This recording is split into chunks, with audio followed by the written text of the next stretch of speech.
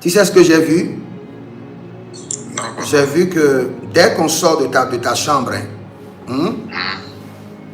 à droite comme ça, vous avez planté quelque chose comme des fleurs. Et dans ma chambre. Oui, oui. non, je n'ai pas dit dans la chambre. J'ai dit quand on sort dehors, je vois qu'on a planté des trucs, des fleurs. Oui, oui. Maintenant, quand tu es en train de me parler, j'ai commencé par parler en langue. Et le Seigneur m'amène, il dit, observe seulement ces fleurs-là qui ont été plantées dans sa maison. Observe. Et j'ai observé les fleurs. En un clin d'œil, ces fleurs ont commencé par changer. Et a commencé par avoir une grande verdure. Et a commencé par fleurir, à s'étendre. Et les feuilles, les fleurs dont je parle, c'est des petites feuilles que je vois. Mais dès que le Seigneur me dit d'observer, j'ai commencé par observer, ces feuilles ont commencé par s'étendre, sont devenues de grandes feuilles.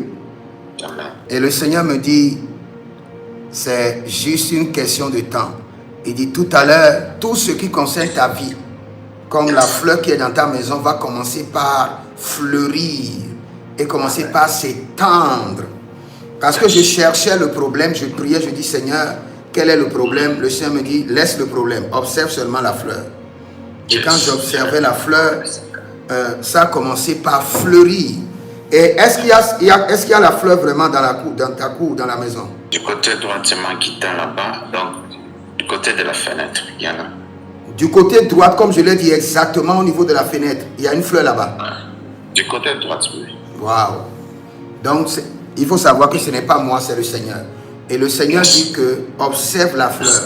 Il dit, la fleur va commencer par s'accroître, par fleurir, par s'étendre de manière extraordinaire. J'ai vu que la fleur était en train de fleurir, de s'étendre. Et la bénédiction était énorme au point que tu as commencé par faiblir spirituellement. Tu as observé que tu étais allé au bord de la mer.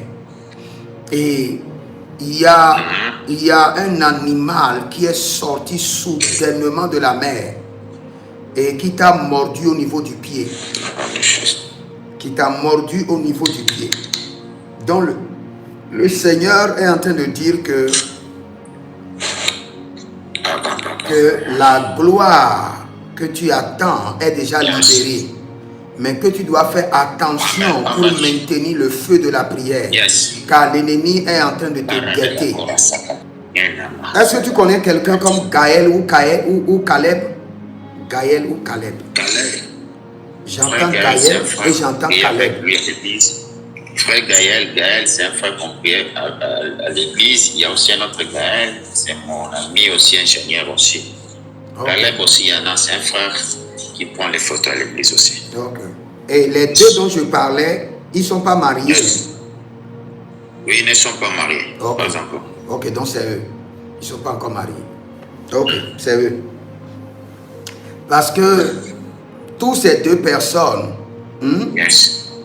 il y a des pièges devant eux concernant le mariage. Et ce que je dis maintenant, c'est dans 2-3 ans. Pas maintenant. 2-3 ans. 2-3 ans. Devant Gaël et devant Caleb, je vois des filles qui sont été... Tous ces deux dont je te parle ont l'appel de Dieu sur leur vie. Et je vois des filles qui ont été préparées depuis la mer contre leur vie.